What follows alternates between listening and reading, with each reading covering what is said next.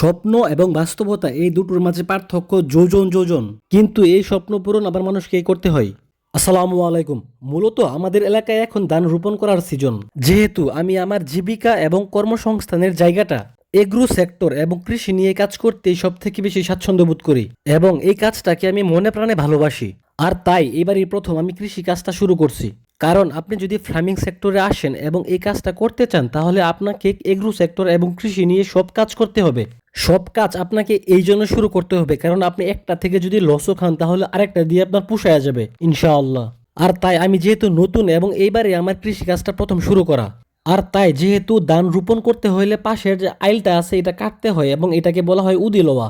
আর প্রথমে বলছিলাম যেহেতু আমি নতুন এবং আমার এই আইলটা কাটতে প্রবলেম হইতেছিল, কখনো বেশি এবং কখনো কম কেটে ফেলতেছিলাম। আর তাই আমি আমাদের জমির দুই পাশে খুঁটিতে রশি বাইদা কাজ করতেছিলাম, যাতে আমি কারো জমিতে একটুও না যাই। এবং এটা অনেক বড় একটা পাপ, কারণ আপনি অন্যের জমি কেটে আনবেন এবং এটা বুক করে খাবেন, আর এর হিসাব আপনাকে অবশ্যই একদিন উপরে দিতে হবে আল্লাহর কাছে। যাই হোক, আল্লাহ আমাদের এই বিষয়টা সবাইকে বোঝার তৌফিক দান করুক। আমরা ভিডিওতে চলে আসি। মূলত এই জমিটা প্রস্তুত করতে আমাকে 2 দিন কাজ করতে হয়েছে। প্রথম দিন পানি দেওয়া থেকে শুরু করে জমির আইল প্রস্তুত করা, এবং দ্বিতীয় দিন জমিটা সমান করা এবং চারা লাগানোর জন্য উপযুক্ত করে তোলা।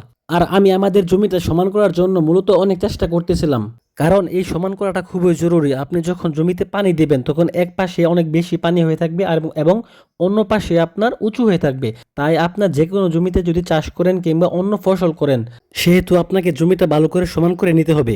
আমি মই দিয়ে আমাদের এই জমিটি সমান করতেছিলাম। মূলত আমাদের এলাকায় এইটাকে বলা হয় চঙ্গ। আমাদের এই জমিটি একটু উঁচু নিচু হওয়ায় তাই আমাদের এই জমিটি সমান করতে একটু কষ্ট হয়েছে, কিন্তু এই কষ্ট একটা কৃষকের জন্য কিছুই না।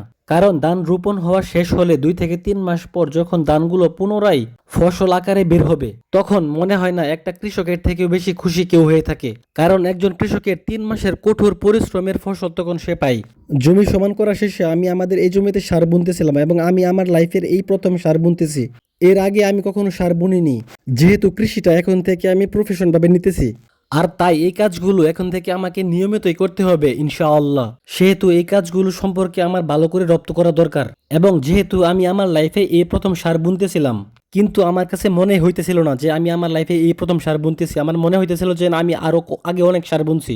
কারণ সার বোনার জন্য হাতের যে সিস্টেম থাকে এবং হাতের যে স্পিড থাকে, আলহামদুলিল্লাহ আমার মনে হইতেছিল আমি অনেক ভালো পারতেছিলাম।